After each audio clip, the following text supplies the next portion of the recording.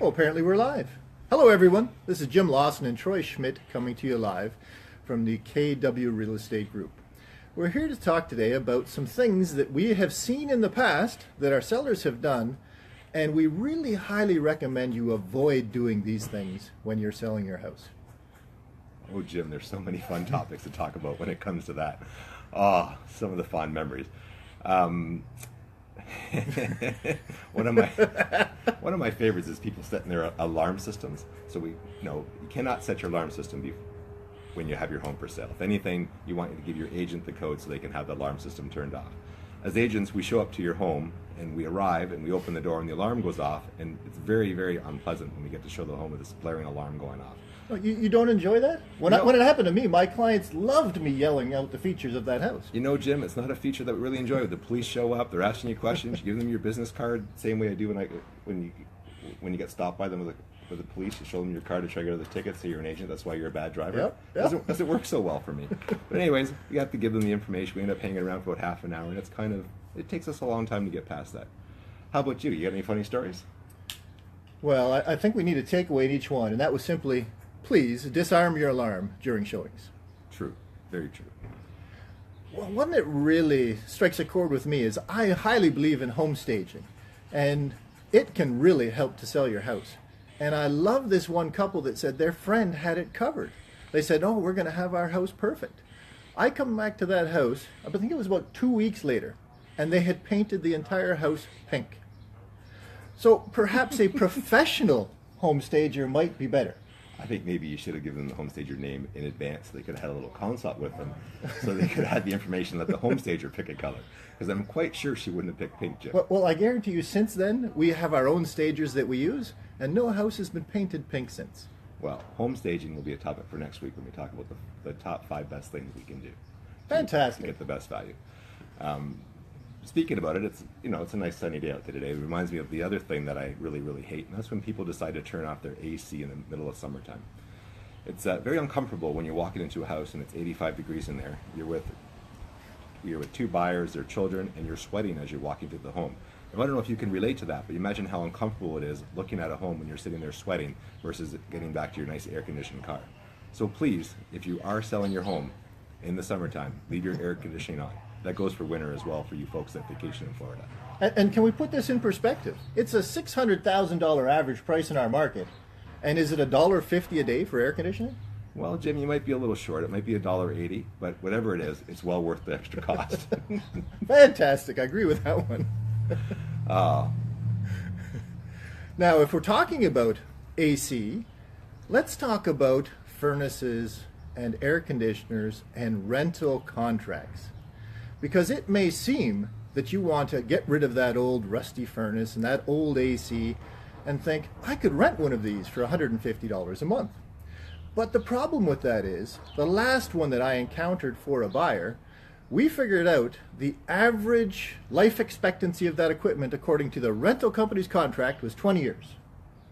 And it was going to cost them, wait for it, $30,000 for a furnace and air conditioner that I believe I could have hooked them up with something for about $6,000.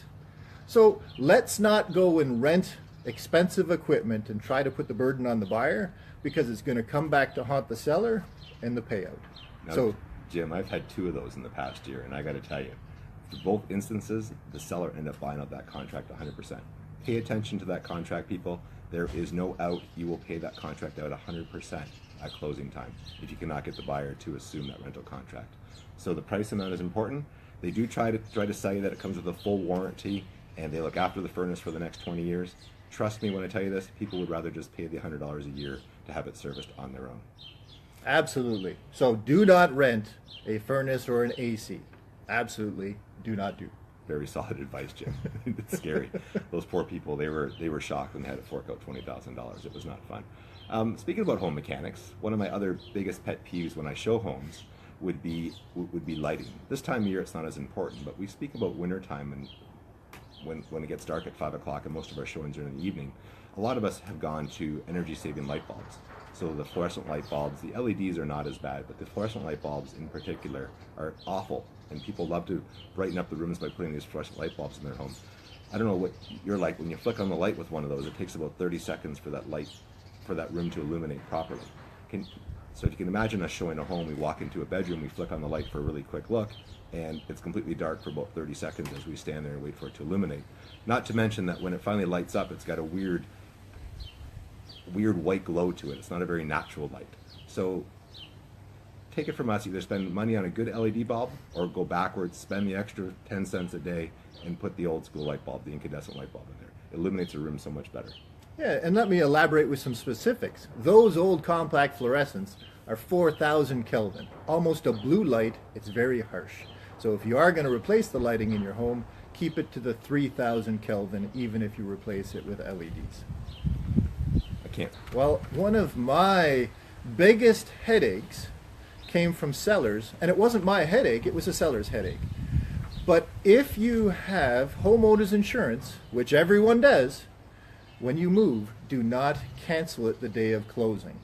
Because if for any reason that your closing is delayed, you now have no insurance on that property. And you'd think you could call the insurance company back up and say, just extend it. But no, they've already canceled the policy, and now you need to insure a vacant home, and you have to go through a whole new underwriting. So whatever happens, cancel your insurance after you move out, and it will ensure that there are no problems there. Once again, Jim, I think people do that specifically for cost savings. If you divide your policy on a per day basis, we're probably talking about $20, and it's well worth it to have that extra cost. Pennies for the security. Yeah, for the security sort of thing. Which leads me to another point, actually. When you do go to your closing date, there's a big shift in the market now that we're actually leaning towards Thursday closing. So if you're closing soon, or if you're buying a home, talk to your real estate agent about looking at a Thursday close. It allows an extra day to close in case there's problems with getting your bank financing and insurance and items like that. It creates a lot of problems, it stops a lot of problems instead of waiting over the weekend when other stuff can arise, like your insurance has expired. One of my pet peeves when I show homes, Jim, is actually odors. We absolutely love when I walk into a home and all we smell is their Febreze. It reeks. The first thing out of our minds is we're trying to figure out what you're trying to cover up. Obviously, you're just trying to make the home smell better, so trying to cover up odors is not a good thing. You're better to let the odors remain in the house so we can actually smell them and know how to deal with them. So if it's a pet smell, we know you have pets, that's okay. But when you go in the basement and you've got the strong Febreze smell, what's the first thing you think? What about a Glade plug-in in every room? Oh God, it's horrible.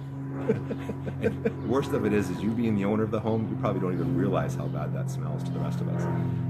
So what can we do to help you out? We know professional companies that come in and can deal with those odors. So rather than trying to mask them and add to the odor, let us help you get them removed completely. I would agree with that, Jim. What does it cost for us to bring someone in to odor remove?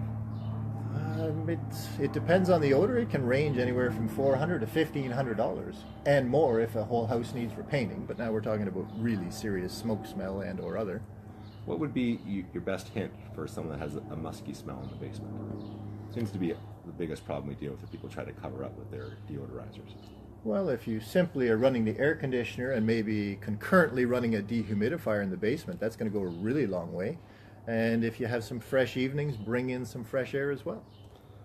Fresh air is always good. Open up those windows and run that dehumidifier, not during showings, though. Try to turn it off when the showings are going on. Because that's another mistake that people like to make is we walk downstairs and the fans are blaring and we try to figure out why these dehumidifiers are running all the time. Well, we as agents know why it's running, don't we? We do, but the buyers ask us every single time, is this a moist basement? What are they trying to hide by having that dehumidifier running? Sometimes even putting it away is a good idea. So maybe we take care of that before the house goes on the market. That would be a good, you got to have it keep that musky smell down sometimes at the same time. Yeah, we'll find a balance. We'll find a good balance for that. Oh, I think you're up, Jim. What else do we got to do at the same time? Oh, how about cooking, Jim? Have you ever run into a house where they've got all sorts of smell from people making a nice dinner? Yeah, and you know what? It is fantastic to enjoy all sorts of different meals, whether it's a curry smell, whether it's fish that's being fried. All sorts of these meals are absolutely delicious, but those smells tend to stay forever. So, rule of thumb is cook anything like that at someone else's house when your house is for sale, and perhaps just eat pizza. Pizza smells delicious. Or eat out. Eat out. It's a great time. You have a house showing, your house is going to sell. Great time to go out and celebrate with a nice dinner with your family. Bake some bread anything but the usual cooking smells. How about some fun exterior items that people like to do to their homes, Jim, before they sell, that they think they're doing the right thing, but they're not? Any good ideas on that one? Well, from exterior, it reminds me the number of times I have trudged through 1.5 feet of snow to get to somebody's front door. Oh yeah, the people that don't own a shovel that live in Canada. Those ones. Yeah, I can relate to that story. Yeah, it sets a great impression for the buyers walking up when they have to go into my footprints just so that they can get there.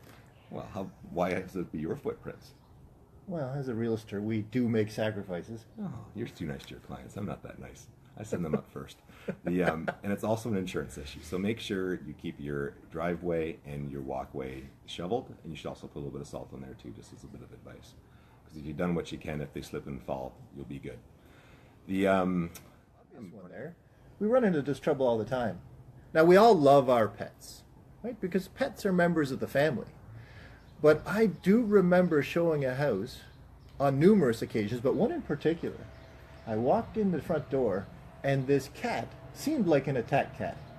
And I'm not sure how we got past it, but we could not get back out of the house. So the buyer's really warm and fuzzy experience about this house was, I want to live. I'm not interested in buying the house. So your pets may not be to that extreme, but the other issue is, what if your pets get out?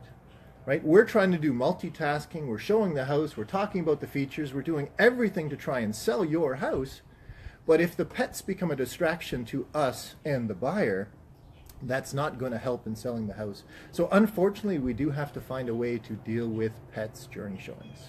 They are definitely a problem, Jim. I can recount one story. I was showing one of the Grand Bluffs condos, and the agent did warn me not to let the cat out, but somehow that cat was very, very, very sneaky. We opened the door just a crack, and the cat went darting outside, and it actually backed onto woods.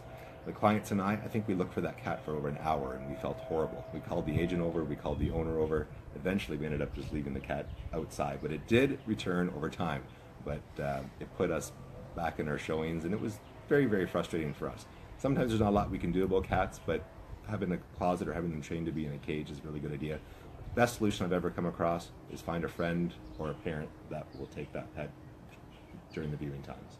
And if you're lucky, your house will sell in about the first 5 days, and you won't have to worry about it much longer. I always suggest just move out of the house for 5 days. It's much easier. That is the best. If we could just make that happen always. It'd be our dream job, wouldn't it? Every client moves out for 5 days, no pets, we can show it whenever we want, we can get through it like that. Wouldn't that make our life easy? But you know what? Not only would that make our life easy, that might bring the sellers more money if they can have better access to showings. And that brings me to another one of my pet peeves, lock boxes. So as you're probably aware, if you've sold a home or you bought a home, you will see an agent. We walk up to the front door, we have a code for the lockbox. And it is so much fun when we open up that lockbox and there's no key in the lockbox. We're like, maybe we're not seeing this house here today.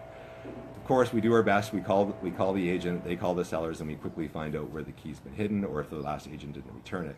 And another thing about keys is make sure the key actually works in the lock and your tumbler is easy to turn.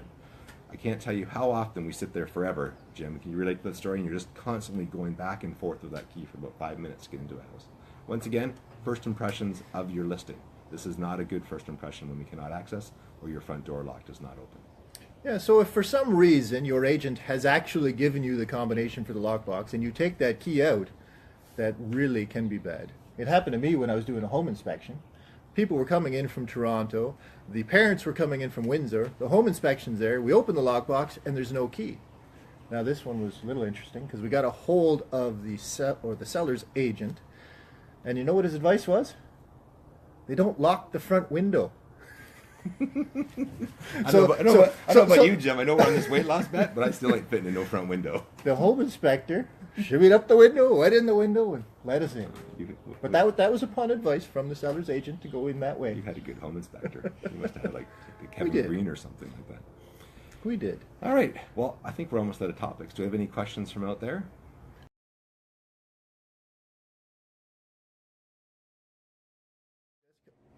You know what, Jessica? That is a fantastic question, and I absolutely would. The reason you want to contact an agent is because we're in thousands of homes a year, and we know what current trends are, we know what's going to sell, And if you are thinking about doing updates, one of the worst things that we could see happen is what if you did the wrong things and spent money that wouldn't actually bring you back value?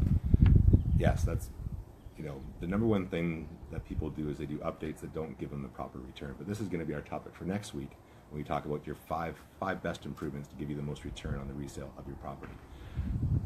But unequivocally, you should definitely call in an experienced agent to give you advice on what renovations you should do before you do them. Because most people I've gone to prior to them doing the renovations have been very surprised at the recommended renovations we gave them in the end. Yeah, both what to do and what not to do, that they were about to spend thousands they wouldn't get back.